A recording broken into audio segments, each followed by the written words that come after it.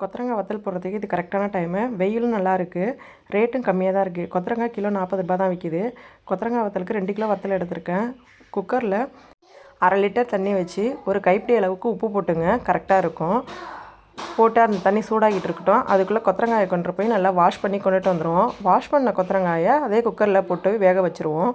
வேக வைக்கும்போது தண்ணி கம்மியாக தான் இருக்கும். அது கொதித்து வரும்போது நல்லா மேலே எம்பி வந்துடும் தண்ணி. கொத்தரங்காய் வேகும்போது இந்த அளவுக்கு கலர் மாறி இருந்ததுனாக்கா கொத்தரங்காய் வெந்துட்டுன்னு அர்த்தம். ஒரு கரண்டியில் எடுத்து வச்சு கொஞ்சம் லேசாக அமுக்கி பார்த்தீங்கன்னா தெரியும் கொத்தரங்காய் வெந்துட்டா இல்லையான்னுட்டு. இந்த வெந்த கொத்தரங்காயை கொண்டுட்டு போய் மாடியில் காய வச்சுருங்க. 2 நாள் தான் காஞ்சுது எனக்கு. 2 நாள்லேயே நல்லா காஞ்சி இந்த அளவுக்கு வந்துருச்சு. இந்த கொத்தரங்காய் வத்தல் எப்படி இருக்குங்கிறத பொரித்து பார்த்துருவோம். பாருங்கள், உடச்சி கட்டுற எந்த அளவுக்கு காஞ்சிருக்குன்னு பாருங்கள். இப்போ கொஞ்சம் தேவையான அளவு பாத்திரத்தில் எண்ணெய் ஊற்றி அது தேவையான அளவுக்கு கொத்தரங்காய் வத்தலை போட்டு பொரிச்சு அள்ளிங்கனாக்கா நல்லாவே இருக்குது. டேஸ்ட்டும் நல்லாயிருக்கு. இது கூழுக்கு, வத்த குழம்பு வைக்க, இது எல்லாத்துக்கும் யூஸ் பண்ணிக்கலாம். இந்த வீடியோ பிடிச்சதுன்னா லைக் பண்ணி சப்ஸ்கிரைப் பண்ணி வச்சுங்க. தேங்க்ஸ் ஃபார் வாட்சிங்.